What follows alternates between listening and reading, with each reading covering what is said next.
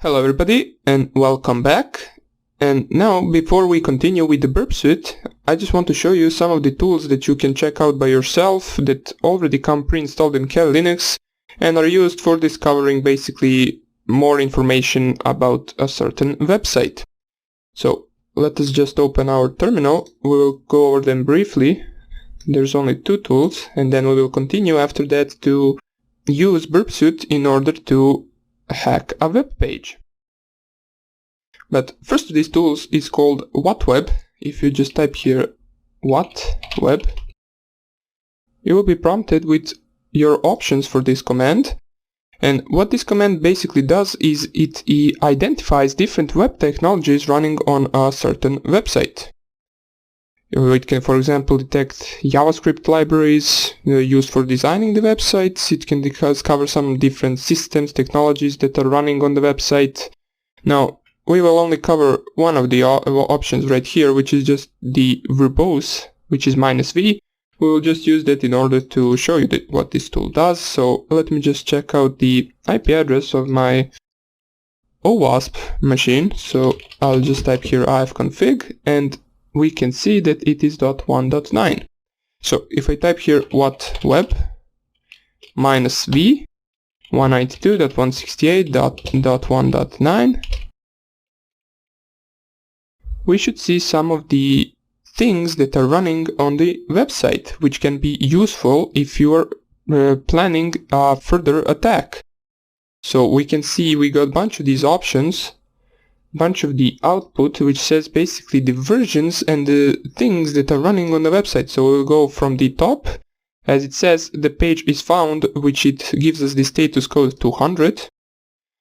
This is the title, the IP address, the country, summary. In the summary, basically you can see all of the things that it is running, and below that you will see in more details what version are they running. So for example, you can see jQuery, HTML5, OpenSSL, Python, HTTP server, Apache, and so on and so on. But if you scroll right here down, you can see Apache version 2.2.14.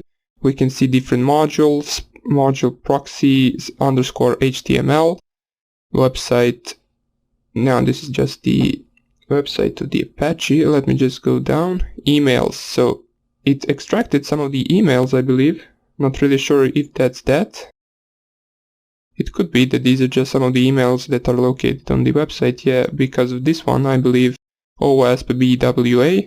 It basically just found some email on the website. HTML5, HTTP server, jQuery, OpenSSL, PHP. We can see the version, Passenger, Perl, Python script, and so on.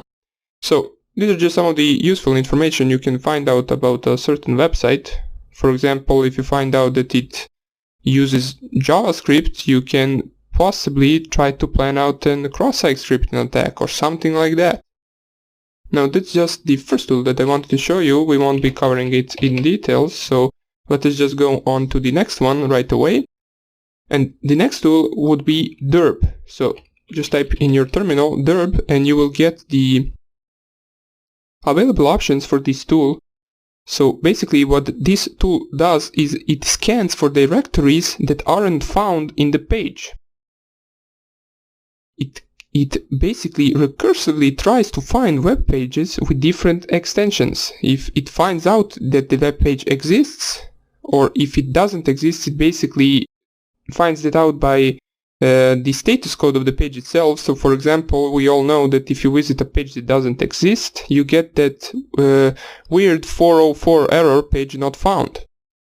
And if it doesn't exist, you get the status code of 200. So basically how this program works is it brute forces the website with directories, and if it gets the status code of 200, it will print us that the page exists, and if it gets the status code of 404, it will say that the page doesn't exist. Now, it's a simple concept, so let us just run this program on the same webs, which is our OWASP virtual machine. So let me just see what the syntax is. As we can see there, URL base, word lists. So let me just locate some of the word lists. Now some of the word lists you can find it's user share word lists, and then just type here ls and let me see which one we will use. Let me go to Metasploit, since there are a bunch of other word lists as we can see right here, and let me see if there is any word list that could be useful for us for this specific attack, which is basically brute forcing the directories in order to find some of the directories that aren't on the website. So let me just see right here. I can't seem to find any directory. Let me just ls grep dir.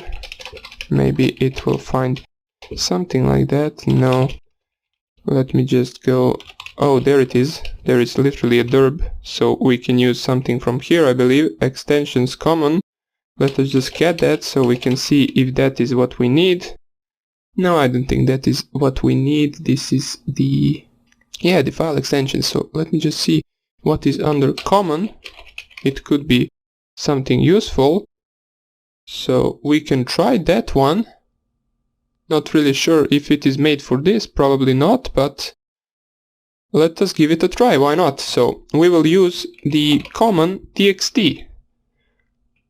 Let me just, common.txt word list. So it should be in the same path for you as well. So /user/share/word lists and then /dirb.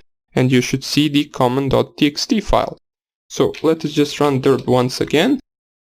And if we type here dirb 192.168.1.9, .9, and we type here the user share word lists, I could have just specified common.txt since we are already in the folder, and then the options. Let us just see if we want to add any options or do we want to basically just run this. Let me see if it will work like this. Use HTTP. Okay, so we need to specify HTTP. And as we can see right now, it is running the directory brute force, and we can see right here, we can see the code 200 means that the page exists. No need to scan it, let me just see. Code 500.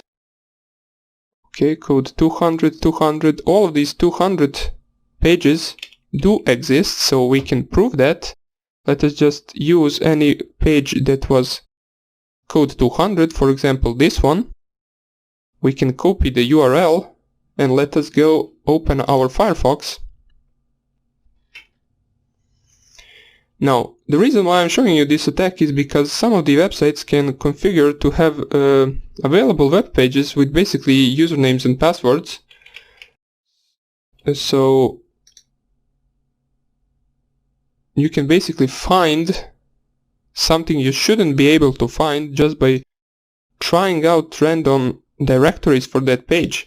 Now, before I go and paste the link, I need to turn off my proxy, which is the burp suite. So if you have it as set as proxy and not running it currently, just go here and for this time go on no proxy. So I don't have to turn on the burp suite for this video, and we will paste and go.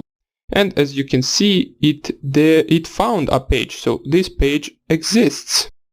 And if we check out another page that gave us the status code of 200, for example, let us see, we can take any page we want. So code 200, index.html.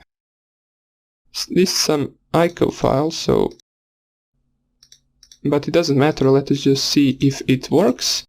And it does work. We got a picture. So all of these 200 codes exist on the website as a directory.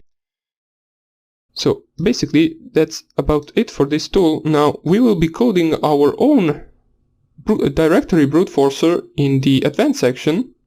It is really easy to code and you will see how it works behind the scenes. So But for now on, I just wanted to show you these two tools, and in the next lecture we will continue with the burp suit and some of the attacks on our OWASP virtual machine. So I hope I see you there, and take care.